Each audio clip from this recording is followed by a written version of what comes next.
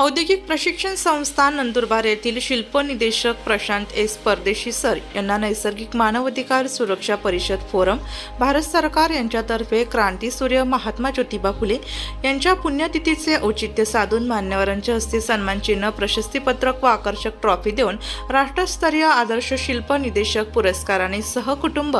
22 डिसेंबर 2024 रोजी गौरविण्यात आले। नंदुरबार येथील भारती रेसिडेन्सी येथे पुरस्कार वितरण सोहळा संपन्न झाला।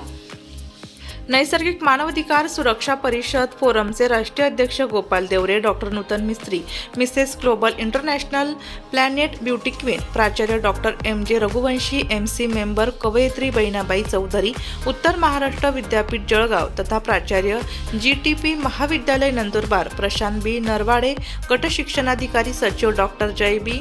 बागुल, प्रोटॉन संघटना उत्तर महाराष्ट्र विद्यापीठ, प्रदीप कुमार अहिरे, नैसर्गिक मानवाधिकार सुरक्षा परिषद forum national director cyber crime government of India, प्राध्यापक मंदाकिनी भांबरे, अध्यक्ष महाराष्ट्र महिला सेल, डॉक्टर भारती R लष्करी सुरक्षा परिषद फोरम प्रेसिडेंट नंदुरबार यांच्या हस्ते हा पुरस्कार वितरित करण्यात आला। प्रशांत एस परदेशी यांनी आपल्या 13 वर्ष सेवाकाळात कार्याची दखल घेऊन व अखिल भारतीय व्यवसाय परीक्षा जुलै 2024 मध्ये झालेल्या परीक्षेत सरांनी शिकवलेल्या 4 प्रशिक्षणार्थींना ट्रेड थेअरी विषयात 100 पैकी 100 गुण प्राप्त झाले आहेत।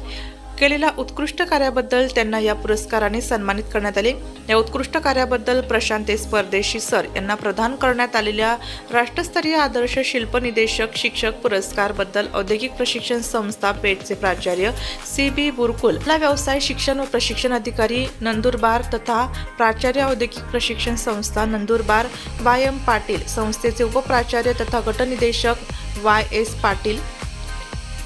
निदेशक SB पाटील, गटनिदेशक RD चौधरी, कार्यालय प्रमुख राजपूत व कर्मचारी वृंद, निदेशक संघटनेचे अध्यक्ष SR मराठे सर, उपाध्यक्ष AJ पाटील, सचिव JG अहिरराव, संस्थेतील सर्व निदेशक व कर्मचारी वृंद, मान्यवर, मित्र, नातेवाईक इत्यादींनी हार्दिक अभिनंदन केलं आहे। नाशिक लोकशाही न्यूज ब्युरो रिपोर्ट, नाशिक।